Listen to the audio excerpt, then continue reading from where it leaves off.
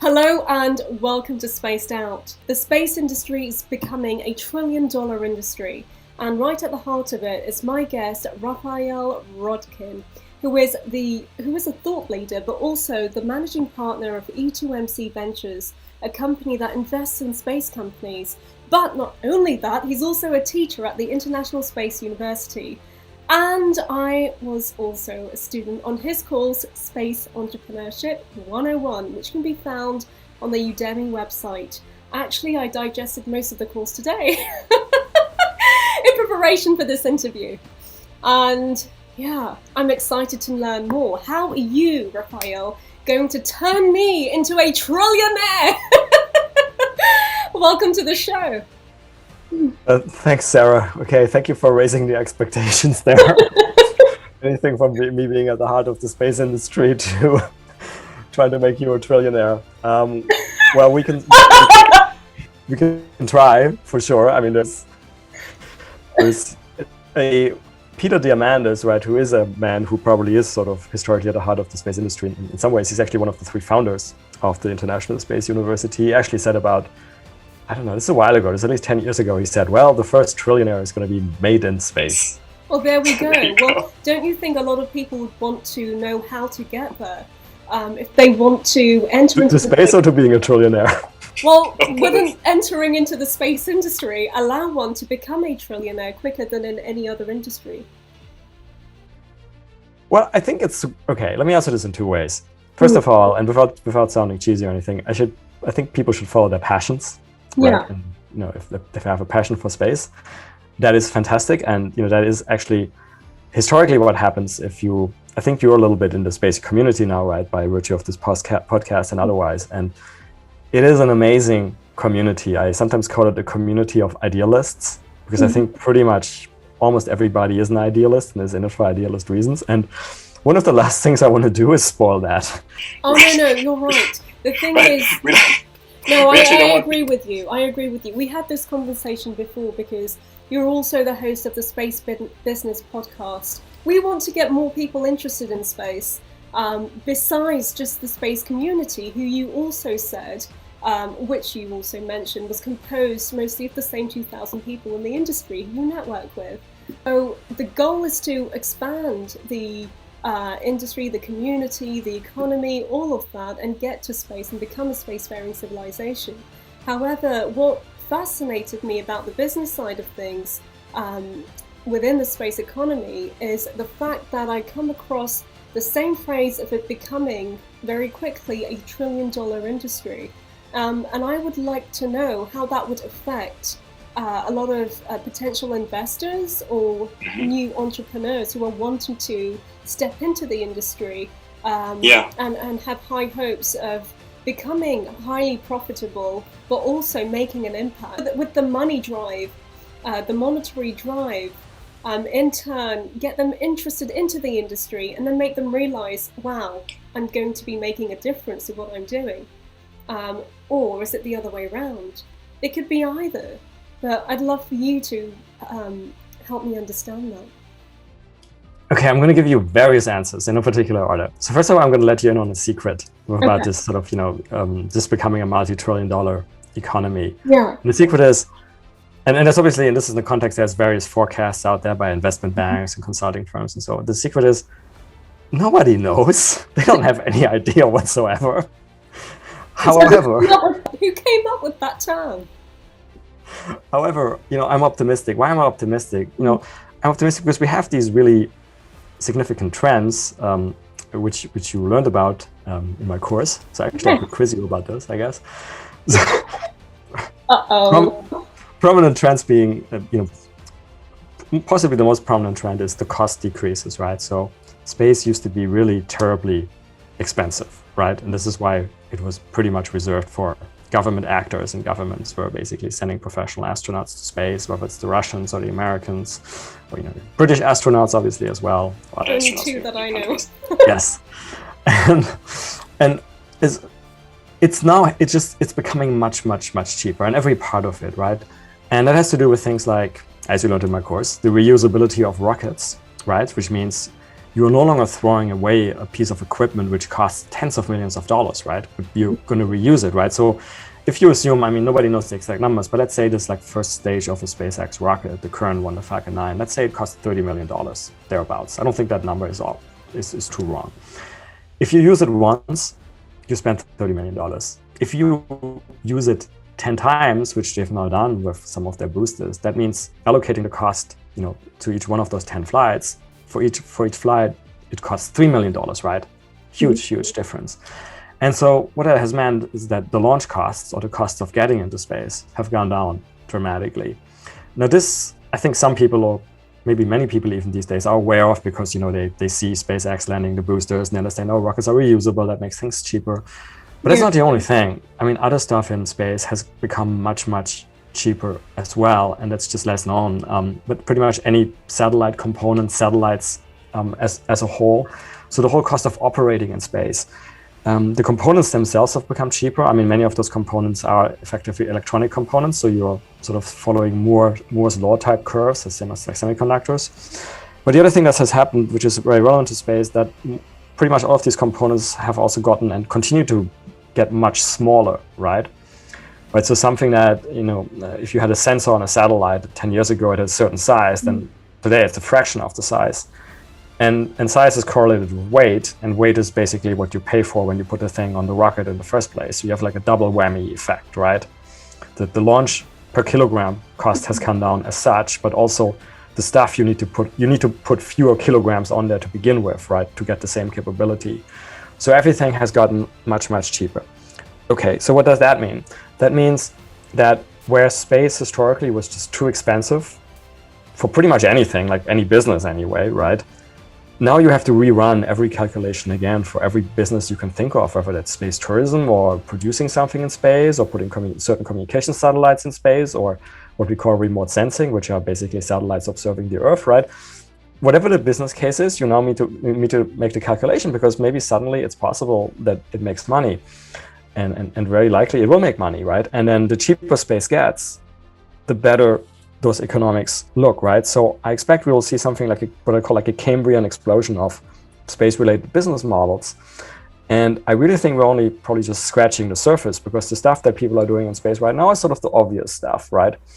But I compare it a lot to the internet. And so I'm old enough to kind of have lived through the internet bubble. And I remember I was in college, when the internet really became big in the mid-90s, and I was at a very good college, and they rolled it out immediately to all of the students, right? So, but I remember how bad it was, right? I mean, it was like, okay, there's email, that's cool. This is before Google, right? There was really crappy web browsing. There wasn't even Netscape yet at the very beginning. Amazon just started. I mean, it looked like shit, right? It just had books. Honestly, most college students, the main use case back in the day was mostly male college students downloading certain things from the internet, because that was one of the... No, seriously. Clearly, it's a big industry still, right? But anyway, so this was kind of the first few things, right? But nobody I knew and was talking to about the internet, and we were talking about it, right? Because it was a fascinating thing in the mid-90s. Nobody I knew was kind of imagining like Facebook or Uber or Airbnb or Tinder or blank, you fill it in, right? Like all of these ginormous businesses that were then built on top of the internet, right? And it's not like I went to, again, my college was a very good college. It's not like I went to college with like dumb people. I overlapped 1 year with Elon Musk, right? So there were smart people around, but again, none of us... Smart people are crazy, aren't they? Sorry? Smart people are crazy. Yeah, since I'm not smart, I can agree to that, I guess. No, I'm thinking, as you're mentioning all these companies that are now making millions and are very successful, I'm just thinking about what their value proposition was. I've just been focusing on the assignment, and it's just really interesting to know at the time that you're describing. I was I won't say how old I was actually, but at that time, you're right. People weren't really thinking about the types of apps that we are using in our daily lives now. However, What about the space industry back then?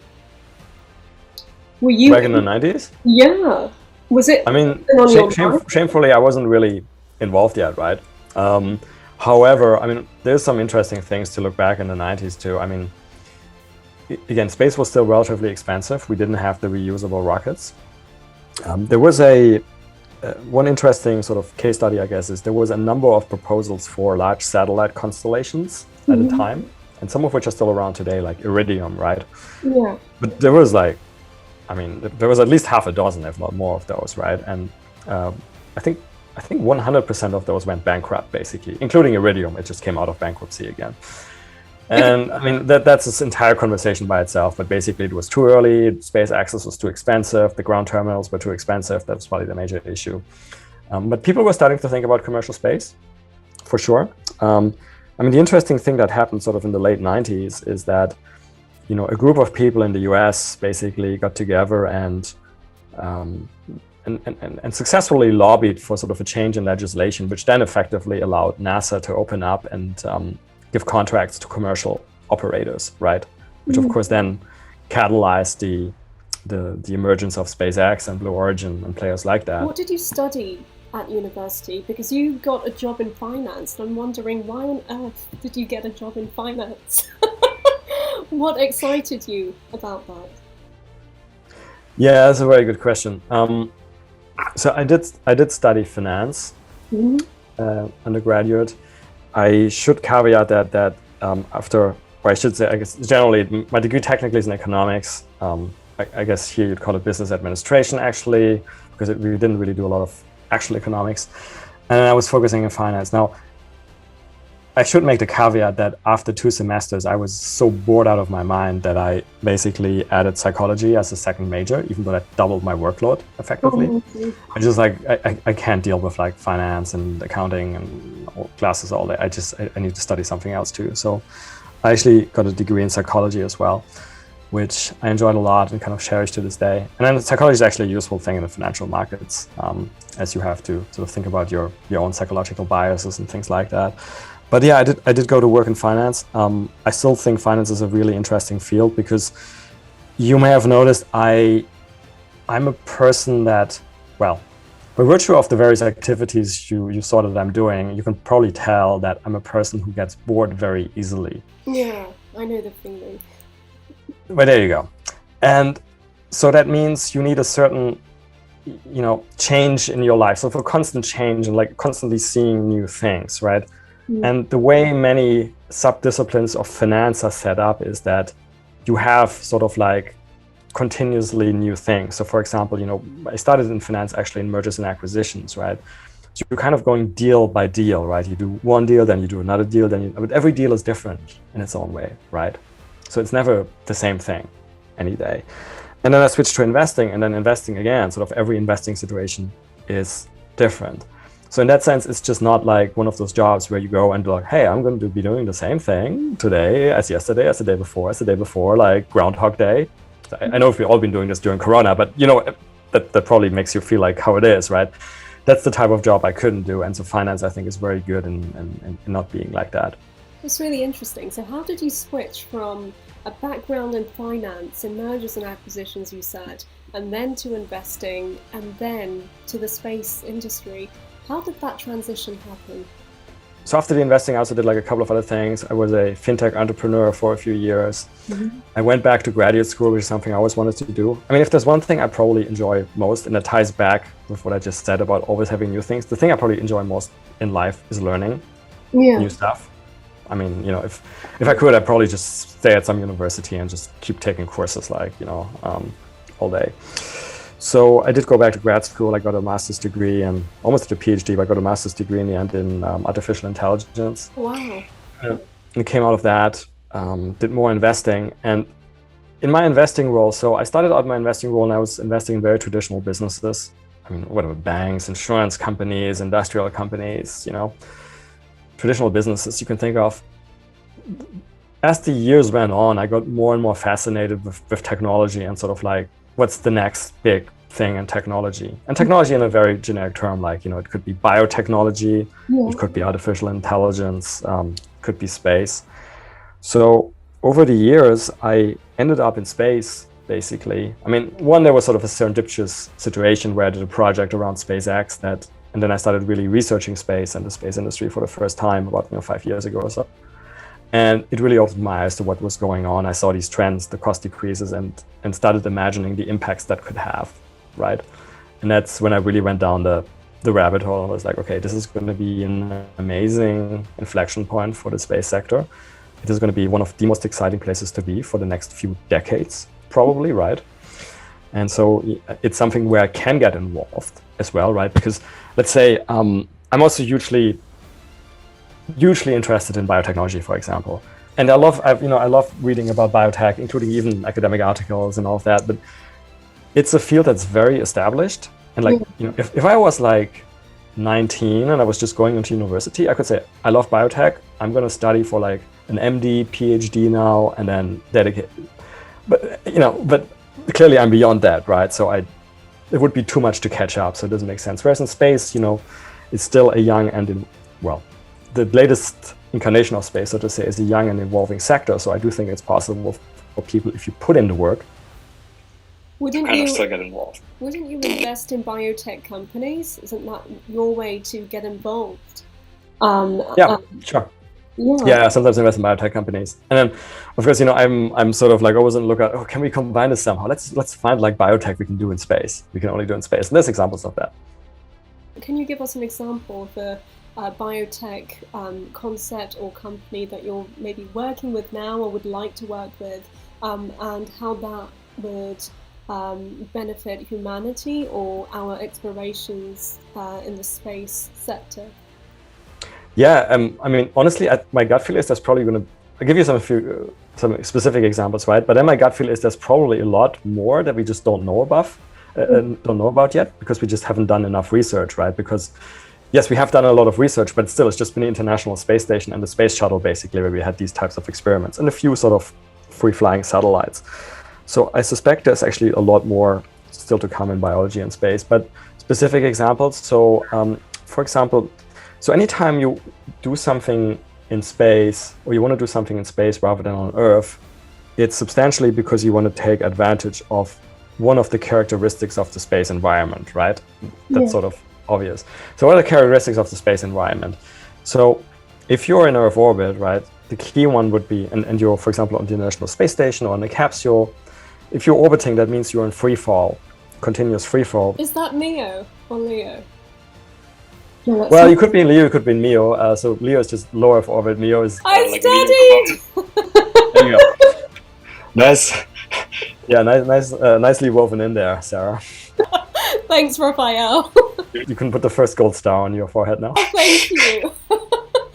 My allergic reactions, you mean? Do not bring your gold stars. You're supposed to give me the gold stars. So you want to use one characteristic of the space environment. So if you're in continuous free fall, that means there's what we call microgravity. It's technically not zero gravity because there's always some residual gravity, but you're microgravity. And this is why the astronauts float around and everything else floats around, and if like some astronaut pours out water out of a bottle, it's just like all over the place. And there's a number of funny effects. If you like light a candle, because there's no gravity, there's no convection, the candle doesn't have the flame doesn't have the regular flame shape, right? It's round, right? The flame is round.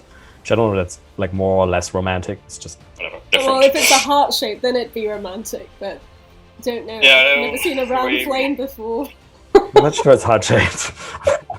Not sure we can actually make that happen. That might be okay. Too far. But anyway, so microgravity is one key condition you can use. You can only find, well, that's not true, but you can find in the space environment, and it's hard to, or it's not trivial to simulate it on a continuous high quality basis on Earth, right? Mm-hmm. So what can you do with microgravity, for example, like talking about biology use cases? So if you grow tissues, human tissues, right? Or it doesn't have to be human, but let's say human tissues, right? Any kind of tissue, right? So it could be neural tissue, it could be liver tissue, kidney, whatever. If you do that on Earth, because of gravity, the cells grow, but it collapses as a blob, right? Because under its own weight. Whereas you want it ideally to grow in 3 dimensions, right? To make a nice 3-dimensional structure. So if you do that on Earth, you have to use what's called a scaffolding, which is literally what it sounds like. It's like a scaffolding on a building. Oh wow! In microgravity, you don't need that, but it's like stuff grows in 3 dimensions automatically, right? There's a scaffolding there so that the tissue would grow around it and be kept together, and not collapse on itself. Yeah. I mean, it's just so we can grow high quality tissues in the right shapes, and so that could be anything from just pieces of those tissues, what we'd call organoids, right? Because they aren't full organs; they're just parts of the tissue, and those could be used, for example, for pharmaceutical tests, right? Testing new drugs, right? Because a sort of a precursor to actual tests in humans, and sort of a improved version of animal testing, right? Which is sort of the common way that's drugs are tested preclinically. But nothing. This might be aggressive to say, but I'm going to say it anyway. So I don't think there's theoretically anything that stops us from, in the medium term, growing entire organs. I think space, they have grown entire organs. And I think it would be very useful, especially if we're going to Mars or to the Moon, and if we experience any injuries, to be able to 3D print organs. If need. I think it's useful on Mars. I think it's useful on Earth too. I mean, there's obviously a lot of people who need organ transplants. Well, not a lot, right? But you say there's. Yeah, it will stop trafficking as well. There's obviously demand for organ transplants, right? People have things like kidney failure or liver failure, right? And need a transplant, right? And those are, as you know, at the moment, those organs are basically the replacement organs are donor organs. They have to come from a compatible donor, right? So you have to find somebody who's compatible, which is not always trivial. I mean, you could use your family, right? That's not an option for everybody. Idea. What if all of that was programmed and coded into the organ, into the 3D printer, so that heart or that kidney was grown specifically for the patient? Well, that you got it, Sarah. That's actually this basically is an example of what we call personalized medicine, right? Because the other problem you have with a donor organ, right? If you kind of screw up the matching of the donor, right? You can get basically something that's called host versus graft disease, which basically just means your body rejects the new organ, which is obviously bad, not good at all. And so if we let's say you needed a new. Let's not take you. Let's say I needed a new liver or something. Let's say I needed a new heart. Sure you don't. Let's say I need a new liver, and then what we would. So okay, traditional way: find some donor compatible with me, get his liver or get like part of his liver. You know what? Potentially new way. Take some of my stem cells, right? Because stem cells, if you know your biology, basically you can differentiate into any type of cell, including liver cells, right? Yeah. And we know how to do that. And so we would then take the stem cells, tell them, okay, we'll reprogram them in certain techniques. It was like, okay, stem cells, you are liver cells now, and grow a liver. But this would be, because it's coming from my stem cells, it would be a personalized Raphael liver. I love that! A personalized Raphael liver. That sounds like it sounds like a great Christmas present or something. It sounds like a designer organ. Raphael body part. Yeah, I mean, there's whatever. Then you get into the whole science fiction things, right? I know you watched or read Altered Carbon, right? Oh my gosh, I watched the entire series. 2 of them, or 3 of them. It was really, really scary because it seemed that that's how our future could play out to become, It seemed like it wasn't that far away. Maybe... Right, this is funny. I had this... So I just... as you know, one of my other side projects is having my own podcast, and I was just actually, a few hours ago, I recorded an episode, and it was actually on space-based solar power, so I have no idea how we got to talk about that. But anyway, we talked about Altered Carbon, and then I actually mentioned to my guest that, like, there's people working on this, right? I mentioned to my guest, like, in 2013, I went to a conference sponsored by a Russian billionaire, but with many illustrious guests in New York, and basically the whole vision there it was called the 2045 conference or 2045 conference, and the whole goal is sort of like, let's try to have technology by 2045 where we can download our minds into a non-biological substrate, right? Wow. Gosh, It doesn't have to be non-biological, right? It could be like altered carbon that you actually like a chip. You kind of combine this with the technology of growing organs and entire bodies and putting them together, and then basically. Imagine downloading your partner's brain into your favorite cat or dog. Wouldn't that be mad? Or if you could. God, the whole term role-playing just got expanded. Oh my God! Yeah. If you wanted to come back and keep your consciousness, who or what would you come back as? I mean, if you could choose like any being or anything, any life form.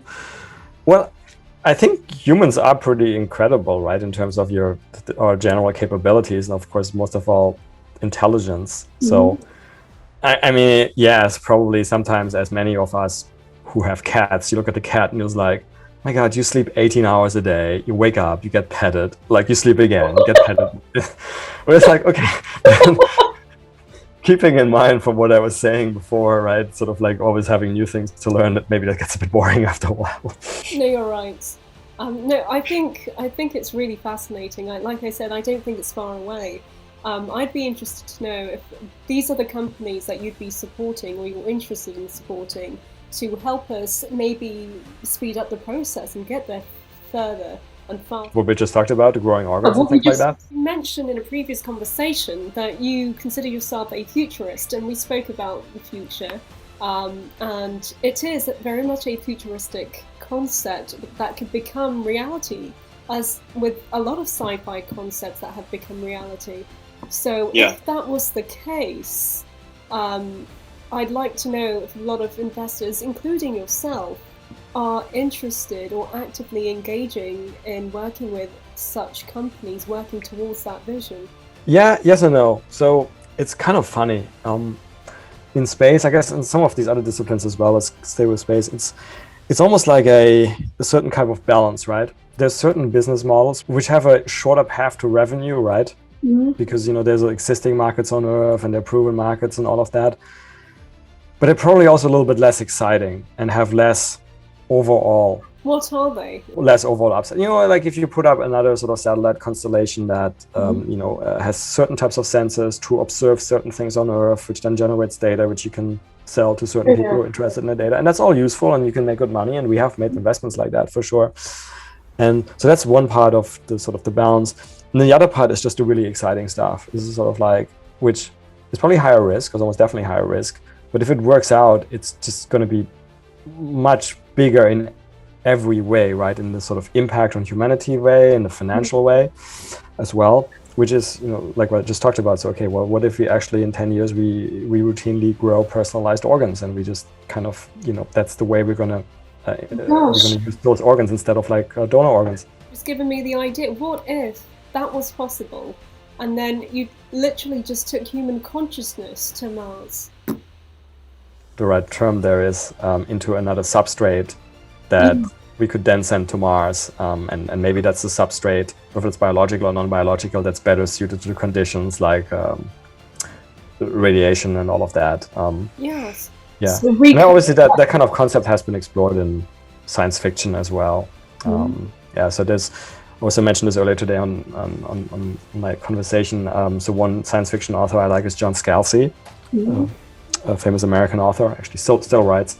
And there's one book he has called Old Man's War, and basically that's what happens. So there's several wars going on basically in the universe, and the forces are taking old people who kind of have nothing left to lose, lost their family, partners and everything, and they basically give them a new, young body optimized for war and everything, and download their mind into that body.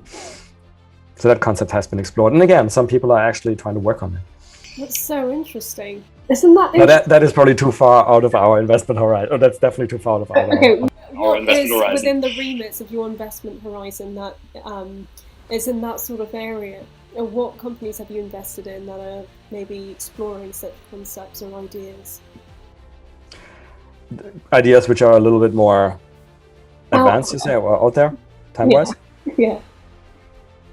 Yeah, so we this is not public yet, but we just invested in a company that wants to focus on manufacturing in space. Oh wow! Right.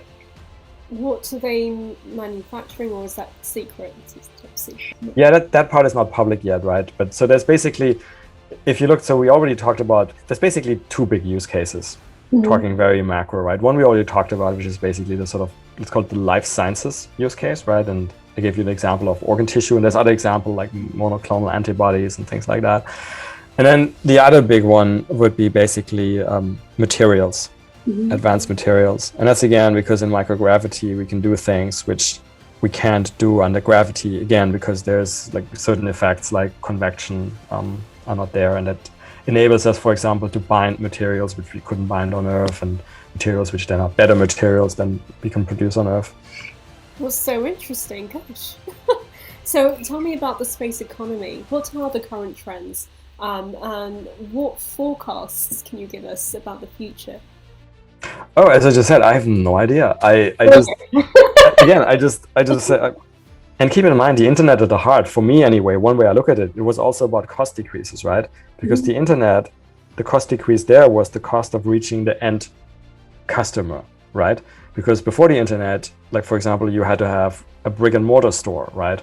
And then advertising to your customer, you had to go on TV, really inefficient ads. An online store, you could target a person on Google and things like that. So it brought down the cost of that e-commerce dramatically, right? And so in that sense, I think it's similar to space, and I think a similar inflection point. That's why I expect this explosion, and I do think it's going to go into the trillions of dollars of market size. I just can't tell you exactly what the composition of that is. Again, because with the internet, we kind of, if we made any sort of projections, we probably were totally wrong what it was going to be, right? Because, it took all of these examples you mentioned, like the Airbnbs and Ubers of the world, right? It took creative entrepreneurs to come along and just have those ideas. But that's one thing I have a lot of faith in, right? As a human, I'm very optimist on people who are more creative than me, right? Who will take those trends that we have in space and run with those and create something. That is also precisely why it's so important to get the message out about the trends in space, so we can get that knowledge to those potential entrepreneurs which are going to invent those amazing businesses. Because what we can't rely on, and this is something you mentioned, I think, in the beginning, we can't rely on that this is just happening out of the current space community because it's too small, right? The proverbial 2,000 people you meet at every conference. And it's also not diverse, and not even talking about ethnically diverse or anything. There's possibly that issue as well, but space engineers. And we need to actually get to people who are not space engineers. What kind of backgrounds or industries are you thinking about? What kind of people do we need to reach out to?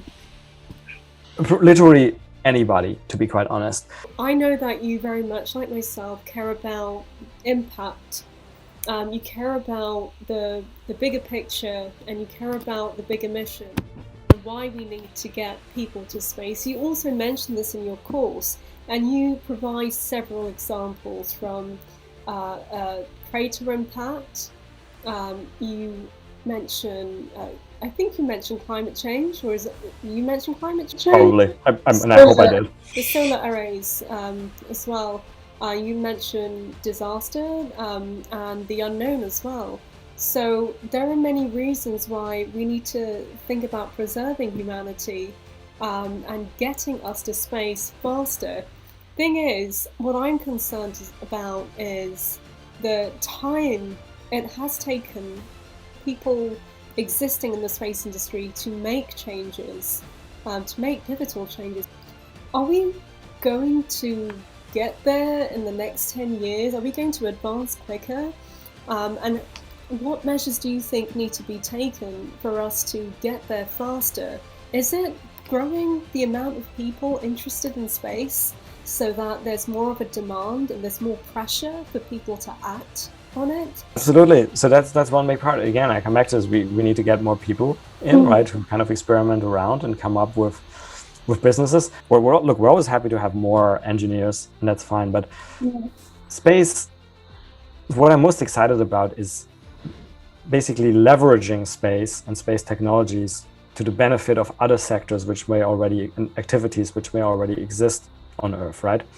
And so that is applicable to almost any sector and commercial activity you can think of, right? So if you're in agriculture, you can use satellite technology, right, to have better imaging of your fields and then use that for what we call precision agriculture and things like that. You could use satellite connectivity of IoT devices to monitor some of your plants or your cattle or so forth. If you're insurance, you can use satellite imagery to, sort of like evaluate the damage after the disaster, or to evaluate the risk of a disaster occurring before it occurs, right? If you're in the pharmaceutical industry, you can, use some of these use cases that we just talked about. And I could go on and on and on. There's literally, it's almost any sector you can think of, there's a way to leverage space technology. Now, what is the problem? The problem is that the people who are already in the space sector, by and large, have no idea whatsoever about those other sectors. Yeah. And the people who work in those sectors have no idea whatsoever about space, right? See what I'm saying? There's a disconnect there. This is precisely where education needs to kick in. It doesn't mean that everybody needs to understand how a liquid rocket engine works. No, Absolutely but not. I do now. Composed mostly of the liquid, that's what I know. There are so many different shapes and sizes. By the way, for one of the assignments, I decided to invent a rocket ship called Miss Universe or Big Wilhelmina. I mean, who wouldn't want to buy a ride on Miss Universe or Big Wilhelmina? Isn't that fun? Yeah, you should definitely submit that. I'll give you feedback. I will. You got something there, and that's, I think the naming of rockets has been very suboptimal. So, but like the rocket is like the Falcon 9, right? Okay, it's from the Millennium Falcon, but I mean, still, I think some of your ideas might be better there. So, anyway, might get people excited about space. Miss Universe, so as a side example of another industry which sometimes people may not find obvious. So, but that will probably also leverage space eventually is the entertainment industry, right? Yes, definitely. I mean, you can just start doing all sorts of stuff in space, and you may have seen there was an announcement yesterday. I think it was yesterday. The Discovery Channel is going to have a reality show, basically choosing an astronaut, like for normal people, almost like an American Idol. Just you go, or like a The Voice, but you go to space in the end. And that was kind of very predictable. Like many of us have thought about that, but I think there's going to be other stuff as well on the sort of entertainment side. Well, I think entertainment is the bigger way to, or is the most effective way to have a bigger reach for people to actually be exposed to space in an exciting way, to be interested by it. They need more content. They need content that engages younger people to get them excited about space, because a lot of the movies that they watched was made for older people or people of their age, of their generation. But those are the movies that got them excited about space and the industry. A lot of people in the industry I've spoken to get excited because of sci-fi novels or sci-fi movies or comics. And I think there needs to be some more of that in an exciting, engaging way. I feel like a lot of the content is done by the same type of people. I just think if more people, different backgrounds, from different industries engaged in space, and from what you've said, realize the benefits that it will add to their industry, then maybe they will think about it. Maybe they will not only invest in space or start companies that could help their industry or their company, whatever that is. So where is this type of information? How can they access this type of information? Is it through entertainment, or is there another way? Well, I think there's probably two different ways. So one, there is the specific awareness about, or let's call it the awareness about something specific, space related. So for example, like you mentioned, and I mentioned before, what space can do to help your industry, whichever industry you work in. And that, I think, the more specific that is, the better, right? Because I mean, if you're working in one of those industries, at the end of the day, you just literally want to know how this is going to help you make more money in your industry, right? So it has to be very specific, I think.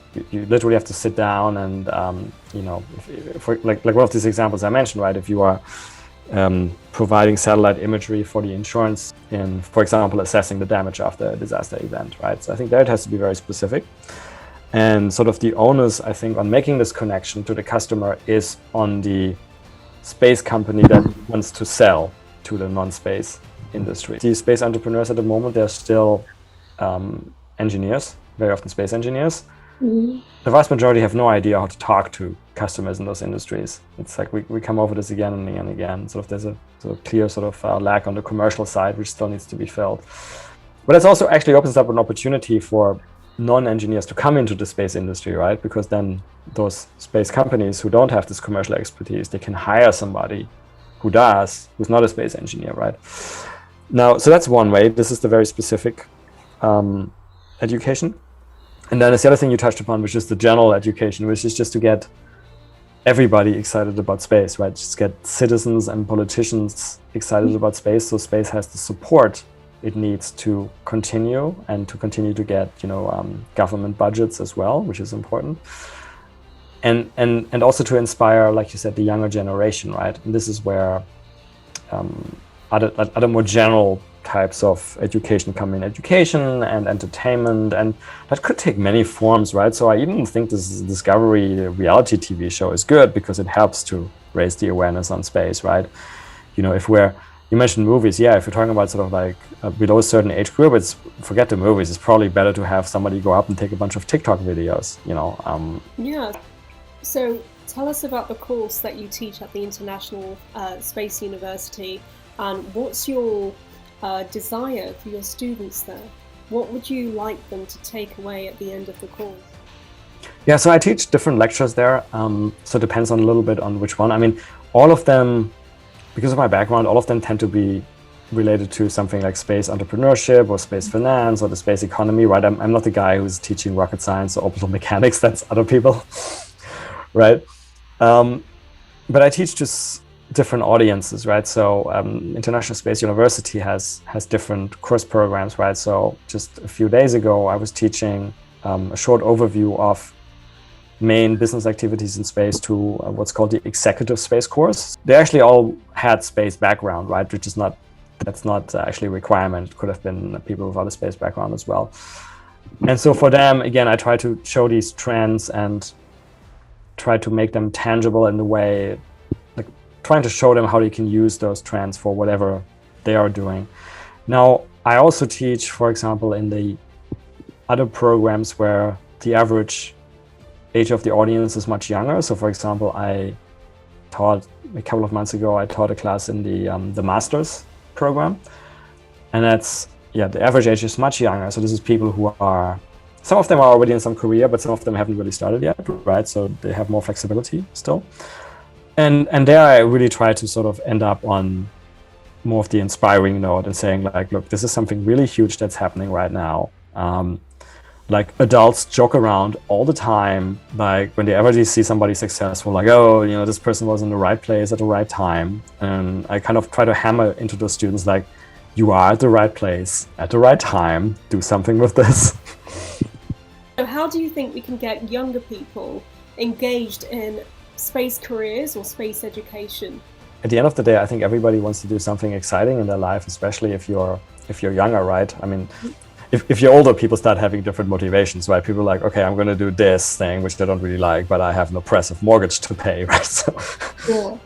But if you're younger and you sort of have these, like, most people still have more freedom, right? Typically, they want to do something that they really enjoy, hopefully where their heart is, where their passion is. I mean, I know that's a very sort of high bar at a young age to know what that is, but I think people generally have some idea. So we just need to show people that space is one potential option, which has it's a very exciting moment in space for the reasons I mentioned, right? So I don't think you'll be bored at this point in time. It's not an industry that's in decline, right? Which has all sorts of positive collateral effects, right? Like if you're on the opposite, right? If you are going into an industry that's in structural decline, right? Think about what that means. That means the money probably isn't good.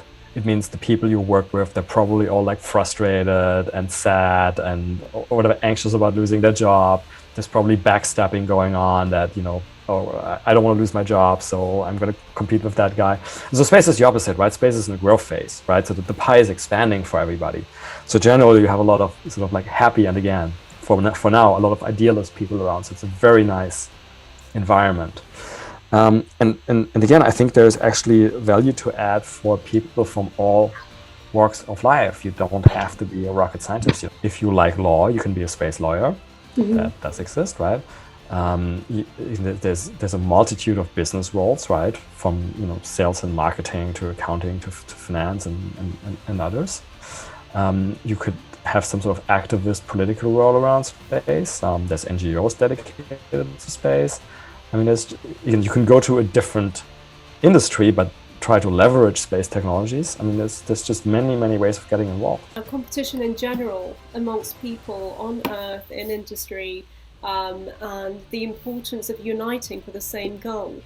Do you think that people will disregard their differences and the concept of competition and replace that with collaboration? Do you think that can be achieved so that we can move faster with our efforts and endeavors? I think yes, that does exist, and it sometimes makes sense. And then I'm going to caveat it immediately by saying that competition is not necessarily a bad thing, because it can also, drive everybody to achieve more, right? Thinking sort of in the athlete way, right? And there's actually a famous quote. Actually, I'm not sure it's that famous. I'm not sure that many people know it, but there is a quote by Werner von Braun, right, who you will have seen in the course. Very famous German rocket scientist who effectively built the Saturn V moon rocket. And he was asked I'm guessing this is sometimes in the 60s, in an interview, he was asked, well, if the Americans and the Soviets would have collaborated, would we have gotten to the moon faster? And his answer was, if we had collaborated, I don't think anybody would have gone to the moon, because there wouldn't have been the competition, the race. Interesting. What if the competition or the collaboration consisted of, if we don't get off this planet, then we're all going to die? Isn't that motivation enough? It should be. I'm just not sure that that's tangible enough, right? So that's funny, right? There's this chapter in my book, and I think it's in the course as well, right, where I talk about why we should care about space, right? And then I give you sort of, I call it like the carrot and the stick, right? So I start with like all the carrot reasons, just like, it's inspiring, and we can do like really cool science, and then you can be a tourist in space, and it's exciting, and inspiring the next generation, and entrepreneurial activities. So this is all the carrots, right? And then I bring out the sticks, and the sticks is basically like, we're potentially quite vulnerable because we're on this like tiny speck of dust in the middle of like black nothingness, and there's actually a few dangers out there, and one of them is I'll just give a couple of examples. Like, one is asteroid impacts, right? And obviously, if you look back at Earth's history, it's happening all the time, right? Just most of them basically burn up in the atmosphere, but every once in a while something very big gets through the atmosphere, and it has relatively catastrophic impacts, like wiping out the dinosaurs and most other sources of life. And so that's one, asteroid impacts, and it's sort of, so instead we're playing cosmic Russian roulette here, right? Because it's a numbers game. There's a lot of stuff zipping around there, and at some point in time something is going to hit the Earth. Yes, maybe it's going to be 1 million years, and we just will have killed ourselves in some other way already. But maybe it's going to be in, less than 100 years. Who knows? So that's one. Another one which I think the asteroid one actually many people are aware of, because we have had disaster movies, right? Yeah. I remember like in the late 90s, for some reason, like there was like 2 asteroid impact disaster movies in the same year. There was one with Ben Affleck and Bruce Willis, and I forget. Isn't that Armageddon? Anyway. Yes, Armageddon, exactly. Love that movie. I know, it's like disturbing and just cheesy in like good way. It's such a feel-good cheesy movie. And a good soundtrack. It's Aerosmith. Aerosmith, yes. I'm a rock chick, so I love my classic rock. Yes. Love that tune. Now I got a tune in my head. Good. Don't want to miss a thing. So yeah. Don't want to miss a thing, Raphael. So that's one. That's the asteroid impact. Then the other one, where I haven't seen any disaster movies, maybe there is some, is is solar events, solar storms, right? Or also called geomagnetic storms. And this is the sun is continuously active, right? And sometimes it just throws out stuff, and well, that actually happens all the time, right? And that's also why we get really nice and romantic things like northern lights, right? If you go, well, northern lights and southern lights, you go, right? But every once in a while, there are more intense storms, and they could cause a lot of damage. So again, people are not aware of that because A, there haven't been any disaster movies that I know of, and B, it hasn't happened in a while. It's actually happened much more recently than, I was going to say more recently than asteroid impacts. That's not true. There have been big asteroid impacts as well, beginning of the last century in Russia, for example. But the last really big geomagnetic storm we're aware of, that was something called the Carrington event. You mentioned that so many times. It must have had a really big impact on you. Well, it's just, it's now in my head. Now I'm gonna definitely know what that is and be able to teach others. But it's great. No, it's very important. But there you go. But it was just because the Carrington event was in the mid-19th century, huge geomagnetic storm, and it basically, we were lucky in the sense that if a Carrington event happened today, it would basically fry pretty much anything electronic. Right, it would take out our power. It would take out all of our satellites if they were switched on. It would take out our power grid. It would take out our communications. So it would not be pretty, right? Because I mean, I always think the veneer of civilization is actually pretty thin, right? I mean, you can look at disaster events like the Hurricane Katrina in New Orleans 2005 and how people behaved and looting and everything, and afterwards.